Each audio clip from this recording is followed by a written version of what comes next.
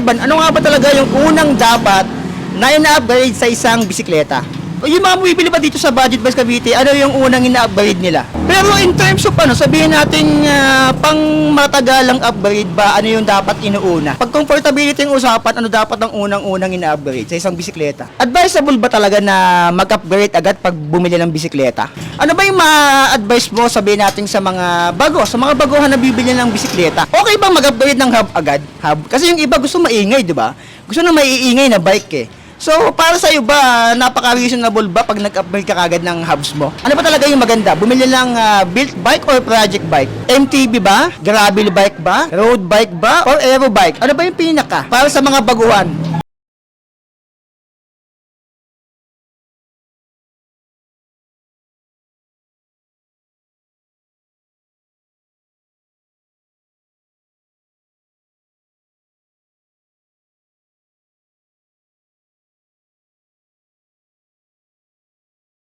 Bus Cavite. Meron kasi yung mga nagtatanong sa akin kung ano nga ba dapat yung unang ina-upgrade sa isang bisikleta. So, meron tayong tatanungin dito na matagal ng mekaniko ng Budget Bus Cavite. Sa kanya mismo manggaling, sa kanyang sariling opinion and sa experience kung ano nga ba talaga yung dapat inuunang ina-upgrade sa isang bisikleta.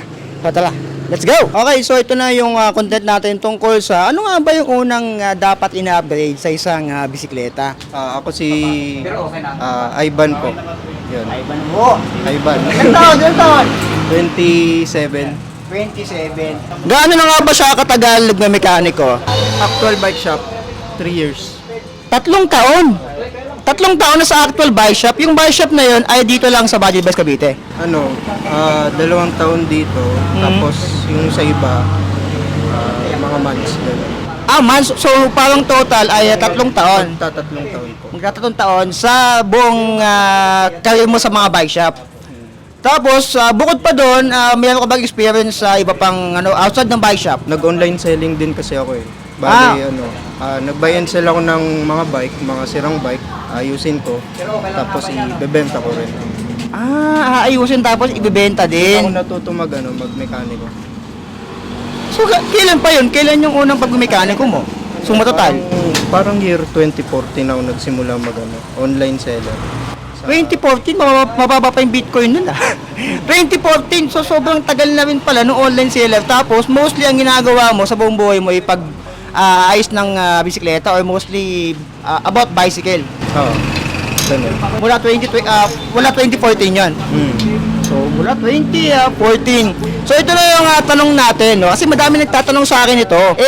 Mahirap kasing sagutin kasi iba-iba tayo ng sentimento tungkol diyan. Pero tatanungin natin yung sabihin natin na isa lang ang expert kasi nga matagal na rin siya sa pagmekaniko. Alamin natin kung ano nga ba yung talagang unang ina-upgrade sa isang bisikleta. So Kuya Ivan, ano nga ba talaga yung unang dapat na ina-upgrade sa isang bisikleta? Kapag may bago kayong bisikleta, madalas kasi dyan yung pedals niyan, plastic, yun ang pwede yung una yung i-upgrade sa seal bearing. Parang yung ganito, yung kay Battle Hopper, ang ganyan. Yan kasi hindi pa seal bearing yan. So dapat pala yung pedals muna. Pero depende rin sa sitwasyon, di ba? Depende rin eh, no? Kasi may mga tao na yung mga bumibili pa dito sa Budget Bus Cavite, ano yung unang ina-upgrade nila? Mostly, yung pinakamadami talaga. Meron sa seat post eh, kasi kalimitan yan bakal. Tapos ang gusto nila alloy. Oo, ginagawa nilang alloy yung seat post. Yung sample, ayan yun. Ito. Ito yung mga sample ng seat post na bakal pa. Ayan, karamihan sa mga na-budget natin ay ganyan. Basta budget kasi, bihirang-bihira yung mga alloy niyan, di ba? So yan, bihirang-bihira yung alloy ng mga ganyan. So mostly pala dito, yung mga nagpapagawa ay mga seat post yung uno-una tapos yung mga pedals. Pero in terms of sabihin natin pang matagalang upgrade ba, ano yung dapat inuuna? Comfortability pala. Pag comfortability yung usapan, ano dapat ang unang-unang ina-upgrade sa isang bisikleta? Parang mag-bike fit ka niyan eh. Kung medyo mataas kang tao, tapos yung bike mo ay medyo malapit sa'yo, yung handle, pwede mong habaan yung stem, pwedeng hiklian. Bali yung stem yung minsan na ina-upgrade ka agad yan. Pero ang mahal kasi ng bike fit, di ba? Ang mahal ng bike fit paano pag hindi ako makapag-afford ng bike fit? So paano yung gagawin ko? Sabihin natin, ako bumili ako ng bisikleta, Tapos sa paano ko malalaman kung sukat sa akin or komportable ba ako sa nabili ko? Ito yung eksakto yung pagka umupo ka sa upuan ng bisikleta mo, hindi ka nakatingkayad sa pedal, tapos sakto yung kamay mo dun sa may handlebars dun sa mountain bike mo. Or, Kumbaga hindi ka nangangalay, ganon. kung saan ka komportable, yun, doon ka. So dapat pala ganun. Yun yung sabi kong, yun yung madalas kong sabihin pala sa mga vlog ko. Kung bibili kayo ng bisikleta, mas maganda kasi kung sakyan nyo. Mahirap kasi kung sabihin natin bumili ka tapos nag-traffic. Siyempre, pag traffic, bababa ka ng bisikleta ba? Hindi yung literal na baba na dalawang paa sa Kumbaga yung itlog mo is nasa gitna ng mo, ng top tube mo. So, ibig sabihin, malaki yung frame mo. Yun yung tendency na sobrang delikado pag nag-traffic. Kasi nga, pag nag-traffic, sabihin natin hindi sukat sa'yo yung frame, tapos nakatingkayad ka, may tendency niya na magaganong ka eh. O kaya gaganong ka, di ba? So, yun yung isa sa mga pinakamahirap na mangyari sa isang siklista kapag traffic, tapos hindi sukat sa'yo yung frame. Ano ba yung ma-advise mo, sabihin natin sa mga baguhan na bibili ng bisikleta? Dun sa mga bago pa lang, syempre safety first, helmet, tapos yung knowledge sa paggamit ng bike, yung mga gearing, kung paano gamitin yung bike. Gamayin mo lang yung bike mo. Dapat parang connected kayong dalawa. Iwas sa aksidente. Ganun. Okay ba mag-upgrade ng hub agad? Hub? Kasi yung iba gusto maingay, di ba? Gusto na maiingay na bike eh. So, para sa iyo ba, napaka-reasonable ba pag nag-upgrade ka kagad ng hubs mo? Sabihin natin naka-seal bearing ka naman, alloy na yung hubs mo. Gusto mo lang magkaroon ng maingay na hubs. Ano ba yun? Practical ba yun? Or ano sa sarili mong opinion? Kung pang bike to work naman kasi yung bike mo na gagamitin, pwedeng doon ka na sa quality. Yun na yung gamitin. Kasi pang matagalan na rin naman, di ba? Pang matagalan. Pero kung sabihin natin, ba't ka bibili? Sabihin natin, magbigay ka ng reason kung baka sila bibili ng maingay na hubs. Yung advantage kasi nun yung mga kasabay mo, maririnig ka kagad nila. Oo. Para iwas aksidente. Parang aware sila na nandito ka sa likod nila. Kasi mostly ng mga nakikita kong dapat may ganyan na maiingay na hubs ay yung mga nagtitrail, di ba? Kasi alam mo naman natin sa trail, masikip lang yung daan dyan mostly kasi parang one way lang yung maliliit lang yung daanan sa trail eh. So, ang tendency niyan kasi kapag maingay yung hubs mo, sabi natin sumemplang ka o nakatigil ka sa isang trail, maririnig mo na may paparating, di ba?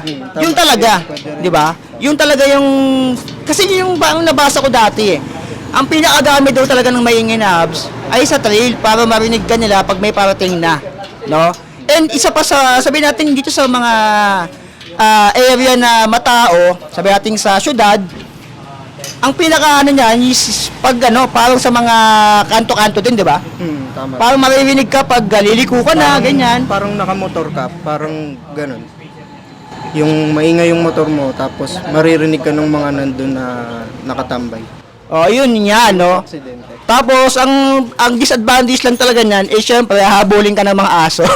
Di ba, gano'n naman? Yun ang disadvantage. So, yun ang disadvantage. Ito pa, may isa pa akong tanong. Ito, may mga nagtatanong din sa akin ito eh. Ano ba talaga yung pinaka magandang gawin? Bumili ng built bike, yung mga ganyan na bisikleta, sabihin natin yung mga ganyan, yung buo na, o yung pa-project bike ka na lang. Ano ba talaga yung maganda? Bumili ng built bike or project bike? Pagka may budget kayo, mas maganda yung mag-project bike na lang. Kasi mapipili mo yung mga pyesa. Kaso nga lang, pag nabuo mo na yung bike, medyo mahal. Pero pili mo yung mga bawat pyesa na gusto mo. Pero kung tamang budget lang, isang buong build bike na lang yung kunin nila. Pero sabihin natin ako, beginner ako, gusto kong sumubok ng bisikleta. May pero naman ako. Ano yung mabibigay mo sa aking advice?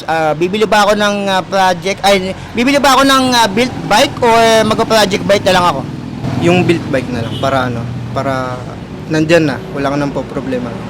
Tapos parang ano na lang 'yon, parang papakiramdam mo na lang kung may enjoy mo. Kasi nga naman pag bumili ka ng sabihin natin pag nag-project bike ka, sabihin natin ang halaga 5,000 baguhan ka sa bisikleta, nag-project bike ka kagad. May tendency kasi na mag-asawa ka.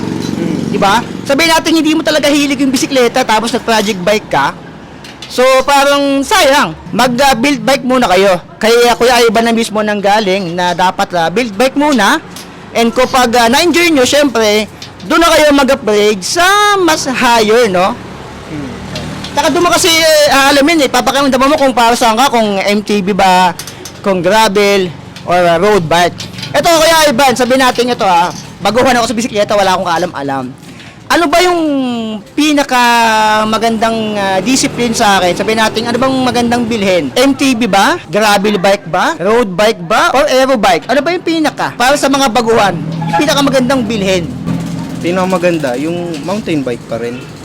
Tapos yung sakto sa height mo, kunwari 26, tapos MTB. Gamayin mo yung bike, tapos yung skill muna sa kalsada, sa kalye, kung paano magbike, yung road sign, kung paano tumawid, ganun, kung paano lumiko, ganun. Oh, yun, magandang advice nga yun. Kabisaduhin mo. Oo nga, kasi nga sabihin natin pag baguhan ka, hindi mo alam yung mga road sign, yung mga tamang pagsignal, signal, pag mga traffic, pagliliko ka, di ba? Yun dapat ang alamin mo. And tama rin naman na MTB yung unang magamay.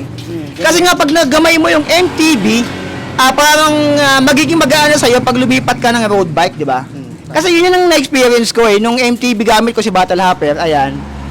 Lumipat ako ng gravel, mas magaan yung ano niya, mas magaan yung feeling niya. Paano pa pumili ng isang size ng bisikleta? Pag bibili ng bisikleta, ano ba dapat yung isaalang-alang muna?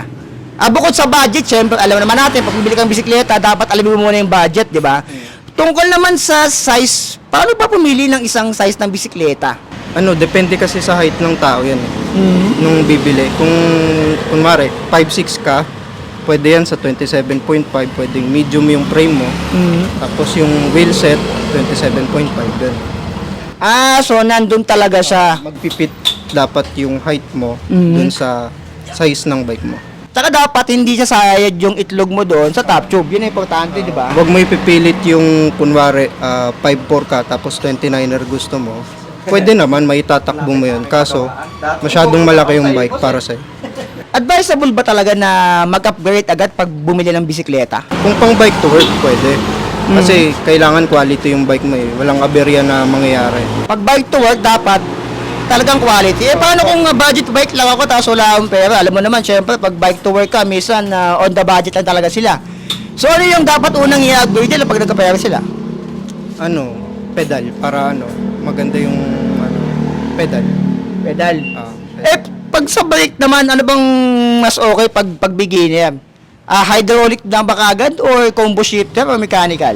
Between hydraulic tsaka mechanical, tapos beginner ang gagamit, dun muna sila sa mechanical brakes. Kasi yung hydraulic masyadong malakas, baka may preno yung unahan, babaliktad sila. Madami na ako nakita ang ganyan sa online na nauuna. Bumabaliktad na uuna yung kasi sa pagbabrake kasi dapat unahin mo lagi yung likod. Lalo pag baguhan ka, di ba dapat una mong malaman kung ano nga ba yung harap at likod na brake, di ba? Kasi pag na-brake mo ng sabi natin palusong ka, tapos nadiin mo yung naka-hydraulic, tapos nadiin mo yung brake sa unahan, mag-360 ka, no? Yun ang napaka-delikadong sitwasyon or senaryo kapag baguhan tayo sa bisikleta. Pag bibili kayo ng bike, huwag niyong kakalimutan syempre yung helmet. Tapos, importante yun. Gamayin niyo yung bike niyo. Tapos ingat. Ganun. Laging dasal. So ayan mga alien. So ayan, galing na mismo sa isang mekaniko dito sa Budget Bikes Cavite sa yung experience ni Kuya Ivan sa sobrang tagal na rin, 3 years sa isang bike shop. Tapos bukod pa doon yung sa labas ng bike shop online selling siya ng mga bisikleta. Syempre pag online selling nagtutuno ka, is mo yung bisikleta, i-set up mo. So para sa inyo ba, kontento na ba kayo sa mga sagot ni Kuya Ivan? Syempre galing na yan sa galing na mekaniko yan no? Yung mga tinatanong nyo sa akin, isa tinanong ko sa kanya. Lahat ng mga tinanong natin kay Kuya Ivan is uulitin natin itanong sa mga iba pang mekaniko ng mga bike shop na mapupuntahan natin. So yun lang mga alien, huwag kalimutan mag-like, comment, and mag-subscribe, and i-share nyo na rin sa mga tropa nyong walang masyadong alam sa bisikleta o gusto lang may malaman tungkol sa bisikleta. So yun lang mga alien, like, comment, subscribe, so be it, I love you all. Designing nga.